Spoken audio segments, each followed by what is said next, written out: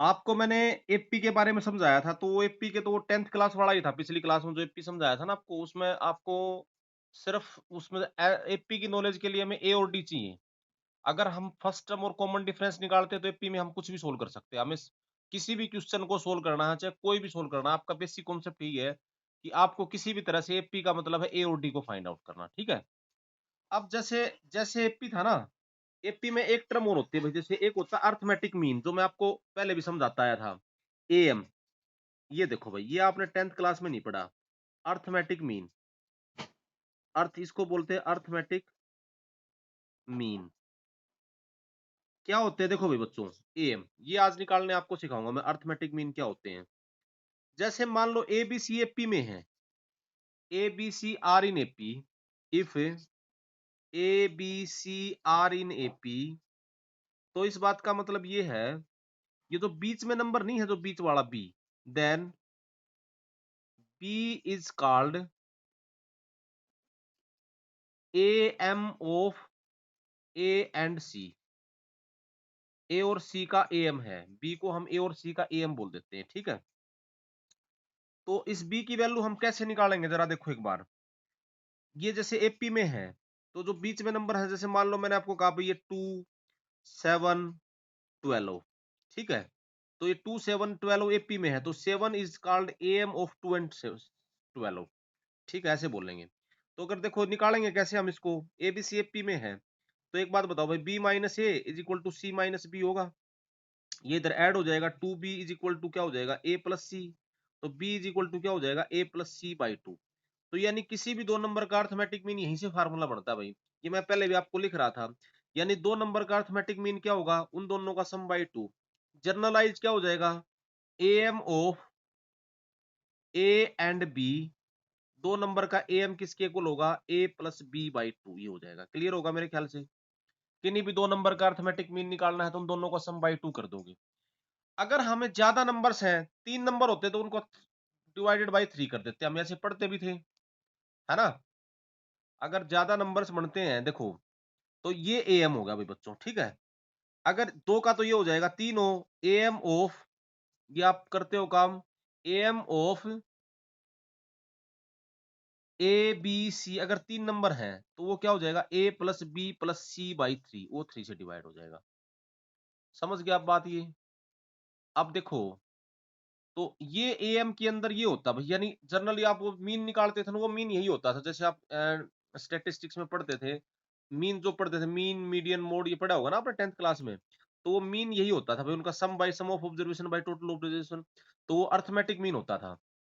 अगर in general अगर n numbers हैं, AM of a one, a two, a three, a n, तो इसका आंसर क्या हो जाएगा, a one plus a two plus a n divided by n, उनका सम बाई एन हो जाएगा, ठीक है? ये हमें आगे जरूरत पड़ेगी। अब हम एपी के हिसाब से करेंगे काम, देखो जरा। अच्छा भाई, 2 नंबर का तो आराम से पता लग गया आपको, कोई भी 2 नंबर्स का अरिथमेटिक मीन बता दोगे आप? अच्छा, 2 नंबर्स के बीच में वैसे इनफाइनाइट मीन्स होते हैं, अरिथमेटिक मीन्स होते हैं, ठीक है? दो डिस्टिंक्ट नंबर्स के बीच में हमेशा इनफाइनाइट अरिथमेटिक मीन होते हैं। जैसे देखो, ये आपसे कहा जाए, 2 नंबर्स के बीच में इनफाइनाइट अरिथमेटिक मीन्स हैं। जैसे आपको मैंने ये लिखा भाई, ये है। अब पहले मैं आपको ये बताऊंगा, to find n AMs, n AMs between a and b. 2 numbers हैं, ए और बी के बीच में एन एएम्स निकालने हो, ठीक है? मैंने आपको बताया 2 नंबर्स के बीच में इनफाइनाइट अरिथमेटिक मीन होते हैं। तो वो कैसे निकालोगे, जैसे आपसे कोई पूछे 5 एम निकालने, 6 एम निकालने, जितने भी एम हो सारे आप निकाल सकते हो। जैसे पता क्या है, जैसे ये एपी है, पहले तो मैं आपको ये समझाता हूँ। जैसे ये एपी में है 1 4 7 9, सॉरी 7 10 13, जैसे ये है। तो ये 1 और 13 के बीच में 4 7 10, ये 3 AMs. 4 7 10 are 3 AMs between 1 and 13। मतलब जो आपको 2 नंबर दे रखे हैं, तो उनके बीच में एन एम्स निकालने का मतलब क्या है, कि ऐसे एन नंबर्स डालो उसके अंदर कि वो जो रिजल्टिंग सीक्वेंस है ना, वो एपी बन जाए। आप समझ गए बात ये, ऐसे नंबर्स आपको डालना है। जैसे 1 और 13 था, इसमें बीच में 3 नंबर ये ऐसे डालेंगे कि रिजल्टिंग सीक्वेंस एपी बन गई। इनको 3 को अच्छा 1 और 10 के बीच में 2 एम है, 4 और 7। 4 और 13 के बीच में 2 एम है, 7 और 10। आप समझ गए बात। और 1 और 7 के बीच में 1 एम है, सिर्फ 4। 1 और 13 के बीच में 3 हो गए। आप समझ गए बात ये होता है भाई। तो आप इसे निकालोगे कैसे? देखो, इसको निकालने का तरीका देखो। मान लो जैसे ए और बी के बीच में निकालना था ना भाई हमें 3 एम्स ना एन एम्स है ना। एन के लिए बता रहा हूँ, आप जितने मर्जी चाहे उतने निकाल सकते हो। You there are infinite many AMs between two numbers, हमेशा याद रखना। जैसे मैं एन का एक बता रहा हूँ, ये है। मान लो कैसे निकालोगे, ए और बी तो आपको गिवन होंगे। Let A1 A2 A3 AN are n AMs between a and b. A और बी के बीच में एन एम्स है भाई। तो देयरफॉर एक बात बताओ भाई बच्चों, ये जो सीक्वेंस है A1 A2 A3 AN और ये B, ये एपी में होंगे, आर इन एपी। ठीक है। आपको ये ए दे रखा है और ये बी दे रखा है। आपको ये सब निकालने हैं, A1 A2 A3 की वैल्यू निकालनी है। आपको मैंने बताया कि अगर एपी की नॉलेज के लिए हमें सिर्फ ए और डी पता होना चाहिए। ए तो फर्स्ट टर्म आपको पता है, डी नहीं पता। आप एपी को सब चीजें निकाल सकते हो, तो डी आप निकालो। इस सीक्वेंस में कितनी टर्म्स हैं बच्चों? देखो, एन टर्म्स तो ये होगी A1 A2 A3 AN। एक ये और एक ये, कितनी टर्म्स होगी? n+2, दो ये होगी, है ना। तो ये n+2 टर्म है ना लास्ट टर्म में। तो हेयर ये क्या है? an+2 टर्म क्या है? b के इक्वल है। कॉमन डिफरेंस d मान लो। तो अब यहाँ से d देखो, पहली टर्म तो दे रखी है, n भी आपको गिवन होगा। तो यहाँ पर ये किसके इक्वल हो जाएगा? n+2 टर्म a प्लस में n+1 इंटू में b, d is equal to b हो जाएगा। n+2 टर्म निकाली, फर्स्ट टर्म a है। यहाँ से n+1 इंटू में d किसके इक्वल हो जाएगा? b minus a। ठीक है, ये किसके इक्वल हो जाएगा? b minus a। देखो, और d की वैल्यू किसके इक्वल आ जाएगी बच्चों? b minus a by n+1।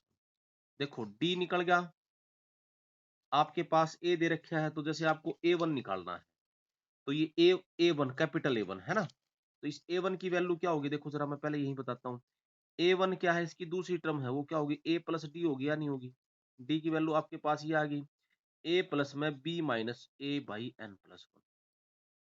ठीक है। A2 की वैल्यू क्या आएगी? सेकंड एम A2, उसकी दूसरी टर्म है।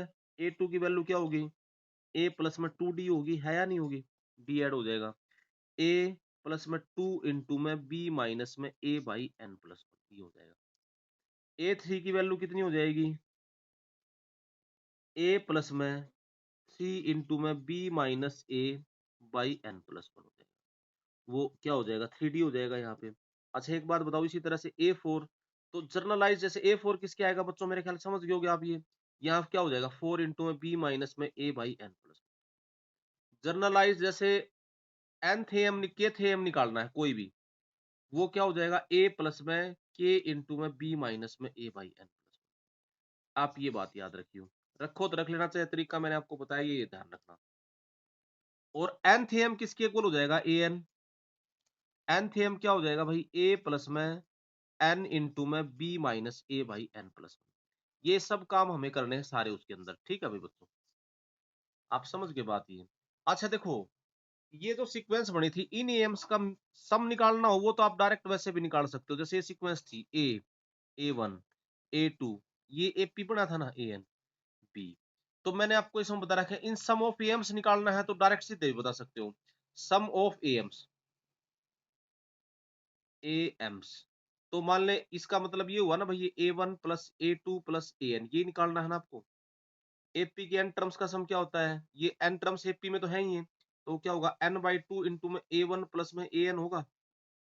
ये एपी में है तो मैंने तुम्हें बता रखा है, पहली और लास्ट का सम दूसरी और सेकंड लास्ट का सम बराबर होगा। तो ये A1 प्लस में AN किसके इक्वल होगा? A प्लस बी हो सकता है, तो ऐसे लिख सकते हो n/2 इंटू में A प्लस बी। आप समझ गए बात ये? ठीक है, तो ऐसे डायरेक्ट एन एम्स का सम सीधा हो जाएगा, n/2 इंटू में ए प्लस बी दोनों नंबर से उनका सम। अगर आपको सम निकालना तो आप सीधे निकाल सकते हो ऐसे। ठीक है, अब मैं इस पे आपको क्वेश्चन बताता हूँ। देखो बेटा, मान लो आपसे ये लिखा, जैसे नंबर लिखा था, मैंने कहा भाई फाइंड 5 एम्स बिटवीन, तरीका आपको समझा दिया, इस तरीके से सोल्व कर लेना। कुछ एम्स निकालने हैं तो बिटवीन 3 एंड 10, 3 और 10 के बीच में आपको 5 एम्स निकालने हैं। आप जितने मर्जी चाहे उतने एम्स निकाल सकते हो। तो देखो, मैं अब इसमें फार्मूला नहीं लगाता। देखो, मान लो उसी तरह से लेट, वैसे उससे लगाते तो उससे डायरेक्ट भी सोल्व कर सकते थे। A1 है। हाँ भी योगिता बोलो, क्या कह रहे थे? मैं आपको अनम्यूट कर रहा हूँ।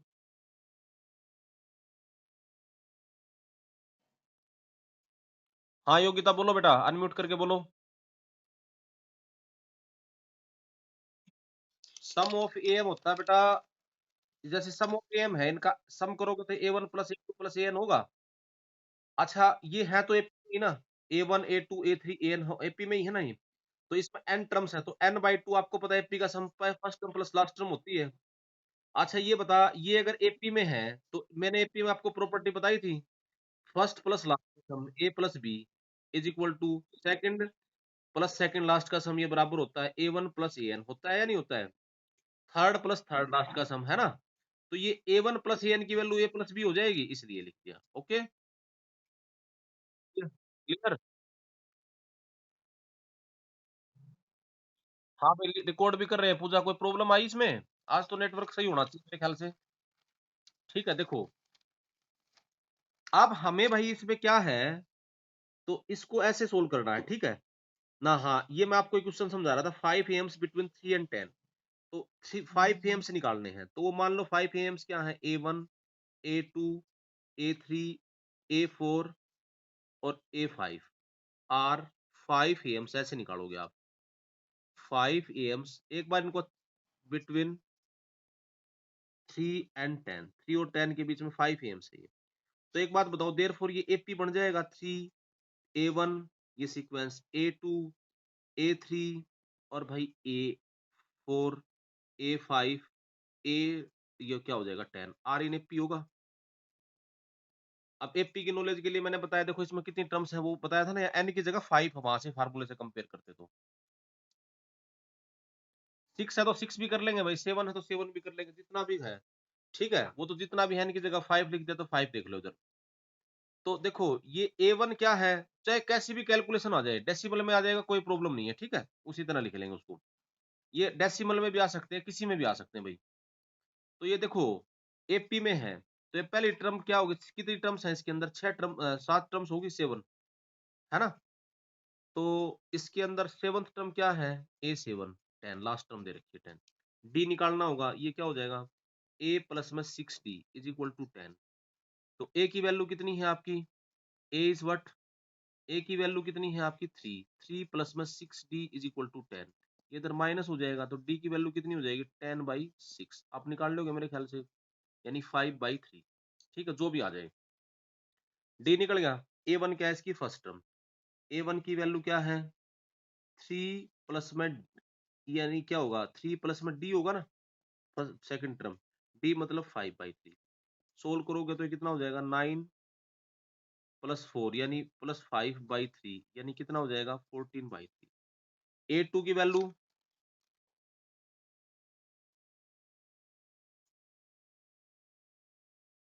A2 की वैल्यू कितनी हो जाएगी,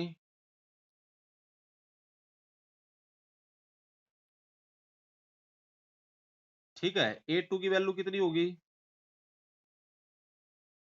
सारे A2 की वैल्यू कितनी बनेगी भी बच्चों। अब A2 को भी इसी तरह सोल्व कर लोगे, 3 प्लस में, इसके अंदर क्या लिखोगे, 3 प्लस में 2D, तो ये क्या हो जाएगा 2 इंटू में 5/3, इसका एलसीएम लोगे 9 प्लस में, समझ गया आप बात ये। ठीक है, तो ये कितना हो जाएगा 9 प्लस में ये 10 हो जाएगा। ठीक है, तो ये कितना हो जाएगा 19/3। ऐसे इसको सोल्व कर लोगे सारे बच्चे। A3 ऐसे ही, 3 प्लस में 3 इंटू में 5/3। ठीक है, ये कैंसिल हो जाएगा, तो क्या हो जाएगा 8, है ना। ऐसे A4, तो अब सारी टर्म्स निकाल सकते हो। बोलो समझ गए बात ये?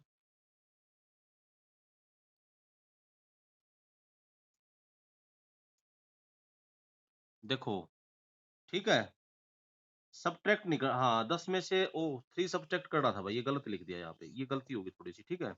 यहाँ आता है 7/3 आता है, ये थोड़ा सा ये, ये 10 में से 3 माइनस होता है ना, डी की वैल्यू 7/3 आएगी। ओके, चलो आप कर लेना, इसको देख लेना, ठीक है भाई बच्चों। अब जैसे देखो कैलकुलेशन है, सीधी सी बात है, ये जैसे 7/3 होगा, ये थोड़ा यहाँ 7/3 होगा भाई, ठीक है। तो 7/3 होगा तो ये 9 प्लस में कितना 7/6 होगा, तो 7/6 हो जाता है यहाँ पे, ठीक है। यहाँ एलसीएम ले लेना, भी थोड़ी कैलकुलेशन कंप्लीट कर लोगे आराम से या नहीं। डी यहाँ पे 7/6 आ जाएगा, ठीक है। अब डी की वैल्यू आपके पास आ गई, तो ये सारी A1 A2 A3 सब निकाल लोगे, वो थोड़ी सी कैलकुलेशन में गड़बड़ रहेगी थोड़ी सी, कोई नहीं, कर लोगे भाई बच्चों इसको। ये डी आएगा, A1 फिर क्या आ जाएगा, चलो मैं बता भी देता हूँ। तो A1 की वैल्यू कितनी आएगी, देखो जरा, A1 की वैल्यू कितनी आएगी, A1 3 प्लस में डी, डी मतलब 3 प्लस में 7/6, सोल्व कर लेना इसको, 18 प्लस 7, ठीक है। एलसीएम आ जाएगा 6, 18 प्लस 7 कितना हो जाएगा, 25/6। हाँ उस तरीके से भी आप इसको सोल्व कर सकते हो, ठीक है। वो क्या, वो आपको फार्मूला याद करना पड़ेगा, समझ गए बात ये भाई। जैसे आप ये कह रहे थे ना, ऐसे एक तो ये तो मैंने आपको पूरी कैलकुलेशन बताई, या वो डेरिवेशन आपको बताया था उससे सोल्व करना होता। जैसे 3 और 10 था, तो 3 एंड 10 के बीच में निकालना था ना, तो यहाँ पर हेयर ए कितना है 3, बी कितना है 10 और एन कितना था 5, तो आप डी डायरेक्ट निकाल लेते। बी माइनस में ए क्या था, बाई एन प्लस 1 लिखा था, बी की वैल्यू कितनी है 10 माइनस 3 बाई 5 प्लस 1, तो ये 7/6 होगा। अब बस इस तरह से निकाल लेते। ए वन की वैल्यू क्या था, ए प्लस में बी माइनस में ए बाई एन प्लस 1 था, यहाँ वैल्यू रख दोगे, यानी 3 प्लस में 7/6, आप इस तरह से भी निकालते हो।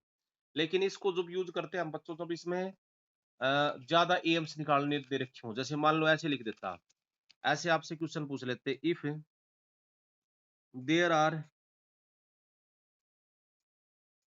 अगर इसमें पूछ लेता कि there are 100 AMs between 3 and 10, मैंने कहा जितने मर्जी चाहे उतने डाल सकते हो। कितने एम्स है इसके बीच में, 3 और 10 के बीच में 100 एम्स है, तो देन फाइंड, आपसे पूछे देयर सम, ये 2-3 क्वेश्चन आपसे पूछ रहा हूं, उन एम्स का सम बताना है, ठीक है। And 16th AM, 60th AM and 60th AM and 93rd AM, ये आपको बताना उसमें। जैसे ये क्वेश्चन ऐसे पूछ लेता, तो अब भाई 100 है ना, तो 100 को तो हम इस तरह से सारे नहीं निकालेंगे, ये तो जैसे 5 थे तो मैंने 5 अलग अलग निकाल दिए, तो 100 में आपसे कुछ पूछा, देखो इनका सम तो मैंने आपको सीधा बताया, इसमें आप सीधा निकालना। जैसे ए कितना है यहाँ पे 3, बी कितना है 10 और एन कितना है आपका 100, ठीक है। तो सम ऑफ एम्स तो कितना हो जाएगा सीधा, सम ऑफ एम वो तो मैंने आपको बताया था, वो था n/2 इंटू में a प्लस बी था, n कितना 100, 100/2 इंटू में 3 प्लस में 10, डायरेक्ट आंसर लिख लेना, ठीक है। सोल्व कर लोगे ये, 50 इंटू में 13 यानी 65, ये आ जाएगा आंसर, ठीक है। कैलकुलेशन आप थोड़ा देख लेना। और भाई बच्चों जैसे आपको अभी एम निकालना था, 16th एम, तो इसमें आप क्या करना, देखो इस क्वेश्चन में, इसमें ए था, पहले तो निकालना डी आप, ठीक है। डी की वैल्यू क्या आएगी, देखो D is equal to B minus में ए बाई एन प्लस 1, ठीक है। बी कितना है आपके पास, बी है 10 minus 3 by A plus B कितना होगा 101, ठीक है, यानी 7/101, बस कैलकुलेशन है। अब आपको 16th एम निकालना है, तो केथ एम क्या बताया था आपको याद होगा, ए प्लस में बी माइनस में A by N plus 1 into में के, ऐसे बताया था, यानी ये फार्मूला लिखा था वहां पे।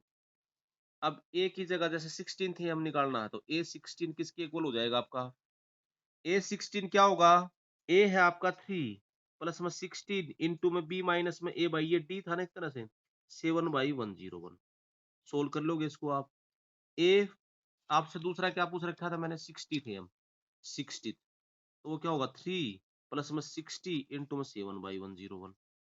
ए 93 थे हम, तो वो क्या हो जाएगा 3 प्लस में 93 इंटू में 7/101। आप समझ गए बात भाई बच्चों?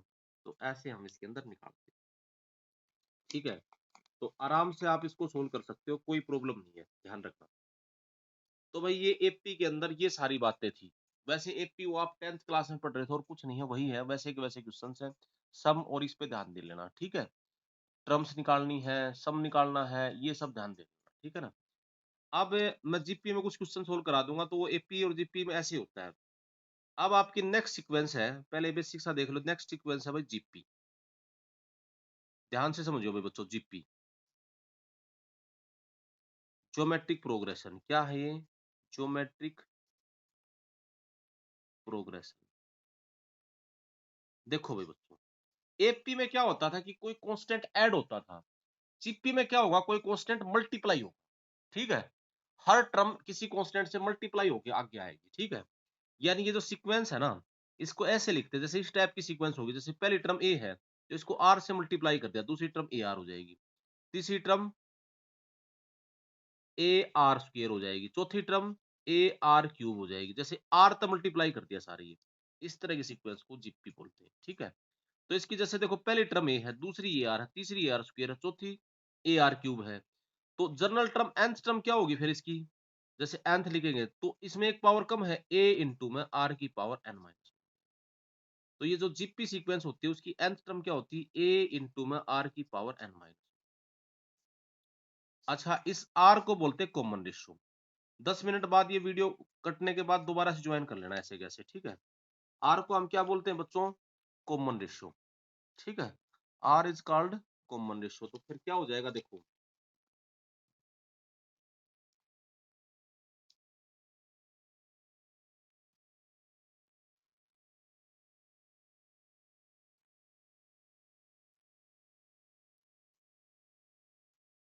अब इसमें क्या है, जो r आपका है, अब इसमें क्या होता है, जैसे देखो फॉर एग्जांपल ये मैंने ऐसे लिखा, उसमें तो ऐड होता था टर्म, जैसे इसमें मल्टीप्लाई होता है, जैसे पहले टर्म 2 हो गई, मान लो इसको 3 से मल्टीप्लाई करा तो 6 आ जाएगा, फिर इसको 3 से करोगे तो 18 आ जाएगा, फिर इसको 3 से करोगे तो 54 आ जाएगा। इस टाइप से सीरीज चलेगी, ठीक है। जैसे उसमें एक कोई कांस्टेंट ऐड हो रहा था, इसमें मल्टीप्लाई होता है, तो जैसे उनमें दो का डिफरेंस बराबर होता था, इसमें उन दोनों किन्हीं भी दो कंसेक्यूटिव टर्म्स का रेशियो बराबर होगा। जैसे देखो, पहली और दूसरी का ratio 6/3 2 is equal to 18/6 is equal to 54/18। क्या सारे 3 नहीं आ रहे हैं? तो इसको बोलते हैं थ्री। इन दोनों, इन पहली और दूसरी का रेशियो, दूसरी और तीसरी का रेशियो, तीसरी और चौथी का रेशियो, थ्री रेशियो बना रहा है, तो इसको बोलते हैं कॉमन रेशियो। क्या बोलते हैं इसको, common ratio. R is called common ratio. तो जैसे एपी की नॉलेज के लिए आपको ए और डी की जरूरत होती थी, इसी तरह से जीपी में आपको ए और आर की जरूरत होगी, ठीक है। ध्यान देना भाई बच्चों, इसमें क्या होगा, अगर देखो एक बात ध्यान रखना, ये जीपी है, अब ये पहली टर्म ए है, तो कॉमन रेशियो निकालना है तो दूसरी को पहले से डिवाइड कर लेना। जैसे अगर ये जीपी में है, ध्यान रखना, इफ, अब मैं इसकी कुछ प्रॉपर्टी लिख रहा हूं, A1 A2 A3 AN are in GP, ये थोड़ा सा डिटेल में एक्सप्लेन करूंगा मैं आपसे। विद जीपी की नॉलेज के लिए फर्स्ट टर्म और कॉमन रेशियो पता होना चाहिए। With common ratio R, then with common ratio R, then एक तो एक बात क्या होगी इसके अंदर भाई, दूसरी और पहली का ratio A1 A2/A1 equals to तीसरी और दूसरी का ratio A3/A2 equals to A4/A3 और इक्वल्स टू AN/AN-1। ये सब बराबर होंगे और ये सारे आपके, ठीक है। ये इसकी पहली प्रॉपर्टी, किन्हीं भी दो कंसेक्यूटिव टर्म्स का रेशियो हमेशा बराबर होगा इसके अंदर, ठीक है, कभी भी हमें करना हो। दूसरी बात क्या है, दूसरे क्वेश्चंस देखो, जैसे उस दूसरे इसके अंदर प्रॉपर्टी है, अगर इसको पीछे से लिखना शुरू करूंगा, जैसे ऐसे लिखूं, AN-1 AN-2, ये भी भाई जीपी में है, AN A2 A1, ऐसे ऐसे लिख दिया। आर इन जीपी, ये भी इन जीपी में ही है भाई, लेकिन विद कॉमन रेशियो क्या है, इसका कॉमन रेशियो हो जाएगा 1/r, पीछे से लिखना शुरू हो तो। कॉमन रेशियो क्या है 1/r। ठीक है। तीसरी बात क्या है इसके अंदर देखो,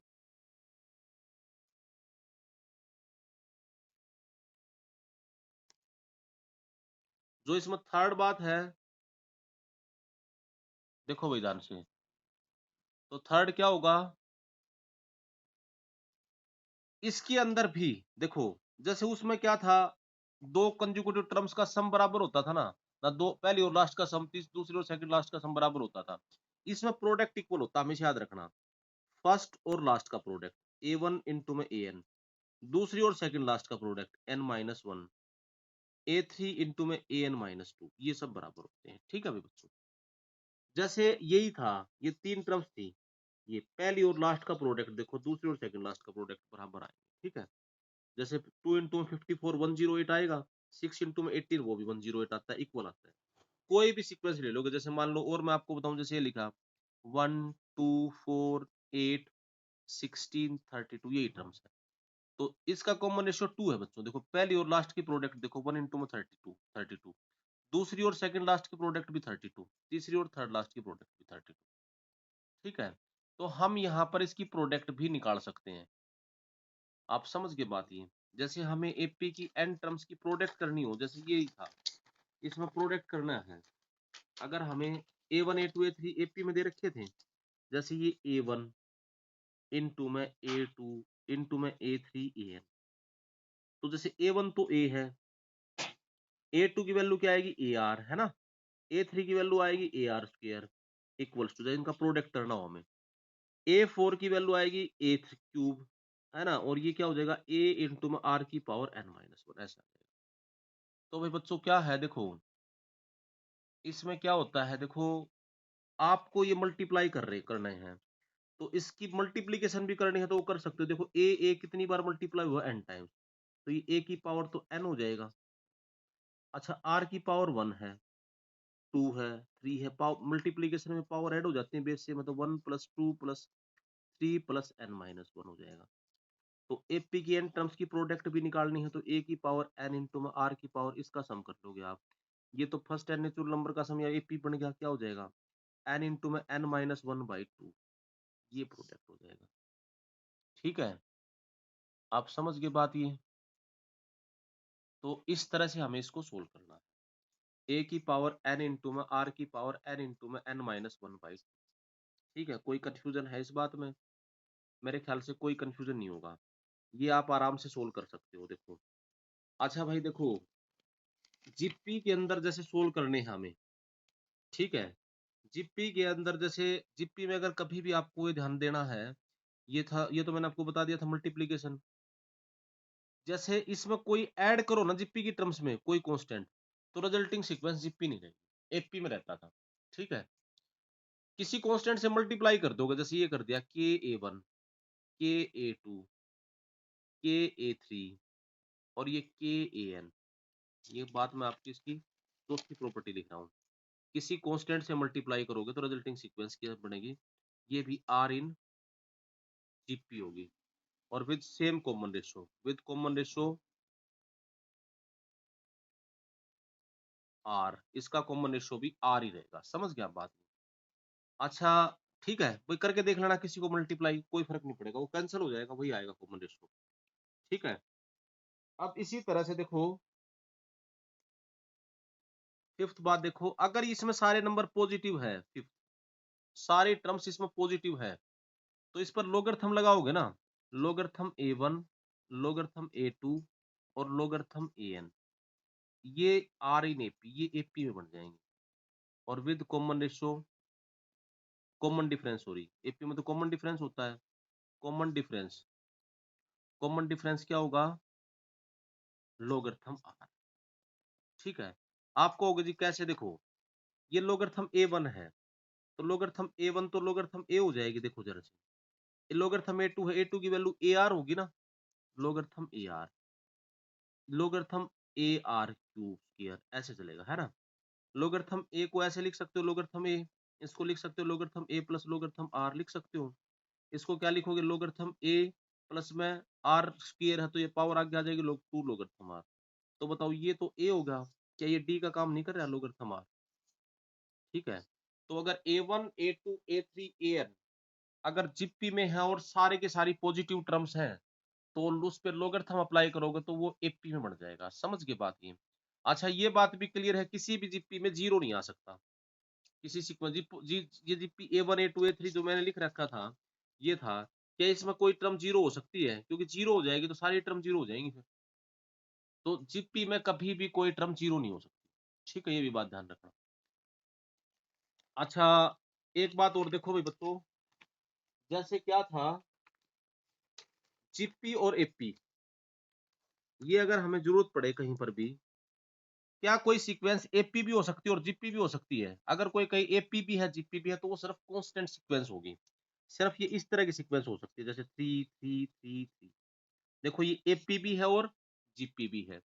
ये एपी की कंडीशन को भी सेटिस्फाई कर रही है और जीपी की कंडीशन को भी सेटिस्फाई कर रही है। कर रही है नहीं कर रही है? क्योंकि एपी की कंडीशन क्या आती थी? देखो भाई बच्चों, जो एपी की कंडीशन हमारी बन रही थी, उस एपी की कंडीशन को भी ये जो है, भाई इसमें एपी में तो कोई कांस्टेंट ऐड होना चाहिए, सब में जीरो जीरो ऐड हो रहा है। जीपी में उनका रेशियो बराबर होना चाहिए, रेशियो होगा 1। तो कोई सीक्वेंस एपी भी है और जीपी भी है तो वो सिर्फ कांस्टेंट सीक्वेंस हो सकती है। ठीक है, इस टाइप की सीक्वेंस। ठीक है। अच्छा इसमें अगर आपको कभी भी जीपी में जीपी की एन टर्म्स का सम निकालना हो, अब मैं सारे फार्मूले भी आपको निकाल रहा हूँ, जैसे एस एन निकालना है तो एस एन क्या होगा, ए प्लस में ए आर प्लस में ए आर स्क्र, ऐसे बनेगा ए आर की पावर एन माइनस। देखो भाई बच्चों, हमेशा याद रखना, सिर्फ इसी में नहीं, आगे भी कभी किसी कांस्टेंट से मल्टीप्लाई करना हो, जैसे इसका सम निकालना है